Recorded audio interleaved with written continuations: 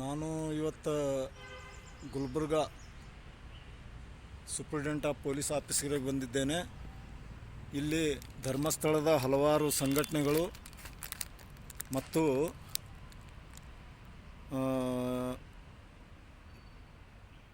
Jevargi Gulbarga district Shrimati ಪೂಜಾ ಹರಿಶ್ಚಂದ್ರ ಡೌನಳ್ಳಿ ಇವ್ರ ಕಡೆಯಿಂದ 1 ಲಕ್ಷ ರೂಪಾಯಿ ತಿಳ್ಕೊಂಡು 2 ಲಕ್ಷ ರೂಪಾಯಿ ಒಬ್ಬರು ನಮ್ಮ ಜೈ ಜವಾನ್ ಜೈ ಕಿಸಾನ್ ಸದಸ್ಯರು ಅವ್ರ ಹತ್ರ ದುಡ್ಡು ತೊಗೊಂಡಾರ. ಆ ದುಡ್ಡಿಗೆ 6,45,000 ರೂಪಾಯಿ ಅವರು ಬಡ್ಡಿ ಹಂಗೆ ತೊಗೊಂಡ್ರ. ಬಡ್ಡಿ ತೊಗೊಂಡು ಇನ್ನೂ 1,75,000 ರೂಪಾಯಿ ಕೊಡ್ಬೇಕಂತ ಹೇಳ್ಕಿಸಿಂದ ಅವ್ರಿಗೆ ಟಾರ್ಚರ್ ಮಾಡಿ ರೌಡಿಗಳಿಗೆ ಮನೆಗೆ ಬಿಡ್ಲಿಕ್ಕತ್ತಾರ. ಆ ರೌಡಿಗಳು ಮನೆಗೆ ಬಿಡೋದ್ರಿಂದ ನಮ್ಮ ಸದಸ್ಯರು ನಮಗೆ ಬಂದು ತಿಳಿಸಿದಾಗ ನಾವು ಗುಲ್ಬರ್ಗ SP ಸಾಹೇಬರಿಗೆ ಭೇಟಿಯಾಗಿ ಎಲ್ಲ ವಿಷಯವನ್ನು ಚರ್ಚಿಸಿ ಕೂಲಂಕಷವಾಗಿ ಚರ್ಚಿಸಿದ ನಮ್ಮ ಲೆಟರ್ ಹೆಡ್ಡಿನಲ್ಲಿ ನಾವು ಎಲ್ಲ ಹಿಸ್ಟ್ರಿ ತಿಳಿಸಿದ್ದೆವು.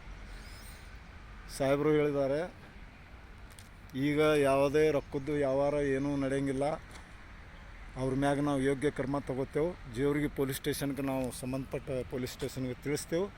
ಅಲ್ಲಿ ಹೋಗಿ ನೀವು ಭೇಟಿಯಾಗಿ ನಿಮ್ಮ ಕೆಲಸ ನೀವು ಮಾಡ್ಕೊರಿ ಅಂತ ಹೇಳ್ಕಿಸಿಂದ ಭರವಸೆ ಕೊಟ್ಟಿದ್ದಾರೆ.